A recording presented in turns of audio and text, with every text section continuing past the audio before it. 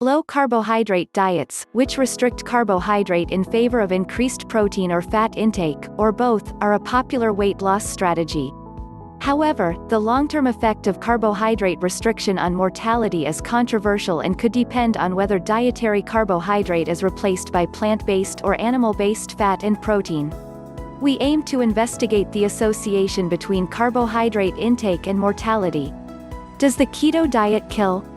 Hey guys, today we're tackling a super controversial issue, and that's the keto diet. The question is the keto diet making you live longer? Or could it be killing you faster? The keto diet is a very low carbohydrate diet.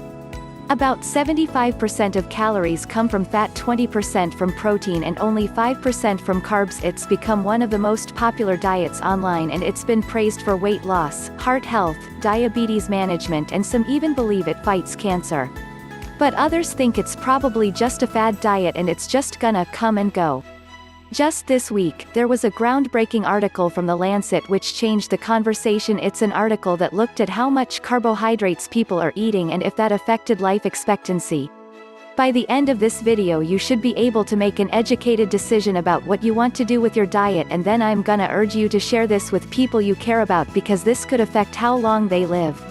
So those of you who've been following my journey in the hospital at the new doctor know that about 6 weeks ago I started the keto diet. And the reason I did that is because overnight I find there just so many chips and snacks and candy, and I eat this whole year. I just feel like I have strayed from my normal habits, and so I kind of just needed like a reset, and I figured that keto would do that. And it did. Like, I lost a couple of pounds I put on last year, and I haven't been having sugar cravings. It was great. So this week when I was flipping through my computer I saw this article, and I figured it was gonna tell me that the lower the carbs you eat the longer you live, but that's not exactly what it says. So the study started about 30 years ago when they recruited a whole bunch of adults from 4 different communities in the US. They recruited about 15,000 adults and then had them do surveys, and they kept track of their health, and they tracked them over about 30 years. Asterisk. Okay, that's deep. Asterisk. So let's pretend these Skittles represent the people in the study. First let's divide them into the amount of carbs they eat in a day. The yellow one's the low carb group. And so these people about less than 40% of their calories from carbs. The green one's of the moderate carb group. So these guys bought about half of the calories from carbs. And the red ones are the high carb group, where they got over 70% of their calories from carbs. Of course this is a simplified model, and in the study they worked with really fancy statistical models to get lots of accurate information. So looking at mortality within these groups, it turned out the low carb, yellow group, and the high carb, red group died faster than that middle green group. So it looked like Goldilocks and the 3 bears. The middle 50% carb group lived the longest. And you can see that it has this U shape, and we call that a U-shaped relationship. They're estimating that in the low carb group and the medium carb group, that was almost a 4-year difference in their life expectancy. That's like high school. That's university. That's so many life experiences. That's huge. I mean, we can't ignore that. Not what I expected. A huge shock to hear. Question 2 asterisk. So then the next logical question is, if you have lower carbs you're eating more fats and proteins, does it matter what types of fats and proteins you're eating? So they went back to the database and they looked at all the people, and they wanted to see the group that eats mostly animal products.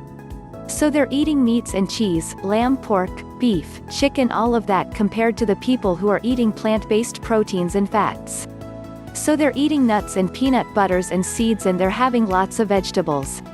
And unfortunately all those meat lovers out there, it was very clear that people eating plant-based proteins and fats were living longer than those who ate the animal proteins and fats. And that's tough for me. I love a good steak. So you might be thinking, hold on, Siobhan, I don't live in one of those 4 communities in the US. Maybe these results don't apply to me. Like me, I live in Canada. I don't live in the US. But the authors were smart and they thought of this. So they did what we call a meta-analysis, where they took studies that were similar and had results from all around the world and put it all together to see if those results hold. So when they took the data from other parts in North America, Europe, Asia, they found the same results. People eating the plant-based diets were living longer. So I don't think that we can ignore these results. Okay, so after all of this, what is the main take-home message? You probably shouldn't be eating a low-carb diet that's high in meat products because it would seem these people are dying faster. Is that the end of keto? Well, if you choose to do keto, the recommendations from this study would be that you should be making it all about plant-based protein, so lots of nuts and vegetables and healthy oils. That's what you should be getting your protein and your fats from.